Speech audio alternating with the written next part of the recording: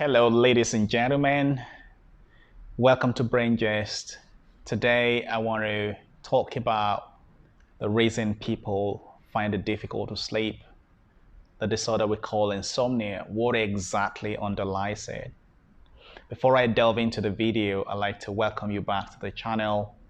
It is a channel dedicated to enlightening people about the brain and its disorders and all other disorders of the nervous system in a language that's easy to understand to people who have little or no medical knowledge. So if that sounds like something you like and enjoy, subscribe to the channel. And of course, turn on your notifications so you can enjoy all of the videos that will be coming off this channel.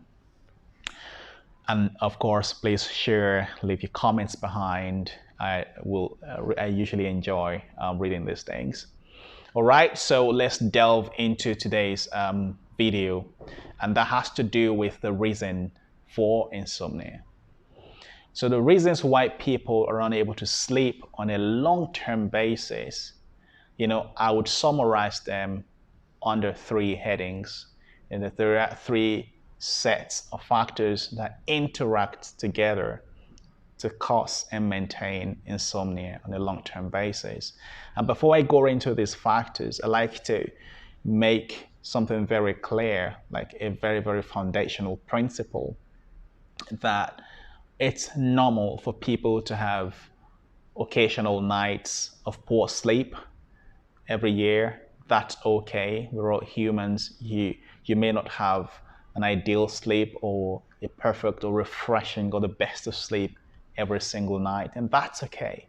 But when it becomes a recurring problem, it becomes a recurring pattern, day in, day out, or for most days in a week, for several months, several weeks, or years, then and it begins to affect your daytime functioning. That's when it qualifies as insomnia or insomnia disorder.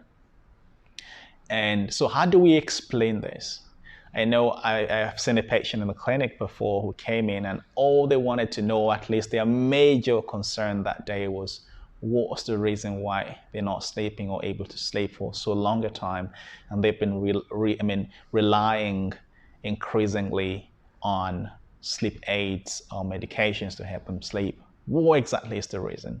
So like I said before, there are three factors, and these three factors interact to generate and to maintain insomnia. The first factor, they're all P's, the letter P. The first factor, we call this set of factors the predisposing factor. And then the second P is the precipitating factor. And then the third P is the perpetuating factor. Now I'm going to explain what I mean by all these three P's. The first P has to do with predisposition. So what that means is that each individual is different from others in terms of how vulnerable they are to different things in life. So we all have different susceptibilities, different vulnerabilities. So some people's sleep is naturally vulnerable, whereas for some other people, their sleep is not so vulnerable to life stresses. So all of these are decided by our genes or our DNA, if you like, or certain personality types, or maybe certain medical illnesses may make people prone, or people who take certain medications may make them prone to sleeplessness. Now, I must establish quickly that the fact that you're prone to something does not mean that you're going to manifest or develop it. It's not all diseases or all things that we're prone to that we eventually succumb to.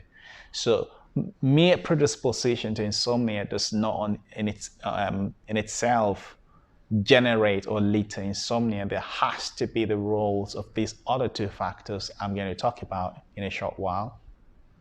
So it suffices to know that we all have different levels of predisposition. And that is why, for example, two individuals might be involved in the same, adverse situation. While one person responds by not being able to sleep in the night for a few nights, the other person might be sleeping very soundly and responding in some other ways. So these has to do with our inherent predispositions. Now, the second factor, the second P, is the precipitating factor. When we take the history of insomnia in the clinic, we are often able to identify at what time the insomnia began. Sometimes it's at the time when someone has lost their spouse, or when someone lost their job, or during the pandemic, or there's usually one adverse situation or the other that tips people over. So people were already very close to the brink, then this event happen and tips them over into insomnia. So, and that's normal for most of us when we go through, an acutely stressful event that can deny us sleep for a few nights, but that's okay. Most people recover from that and continue to sleep well. But those who go on to develop long-term insomnia or poor sleep, now comes the third factor, and that is the perpetuating factor that leads to the problem continuing, and they now have like a lifelong or a very, very long episode of sleeplessness. And these perpetuating factors have to do with how we adjust internally, the mental response, the emotional response, the behavioral response, the cognitive response. So all of these factors come into play. So one thing I find that unify patients with long-term insomnia, in my experience so far, is that regardless of where they're from, be they blacks, whites, or brown people, wherever their races or ethnicity might be, the unifying factor is they all tend to think alike in terms of sleep. They all have this maladaptive, concept, maladaptive cognition, maladaptive thinking about sleep, unhelpful thinking about sleep, unhelpful behavior about sleep that all help to maintain the sleeplessness.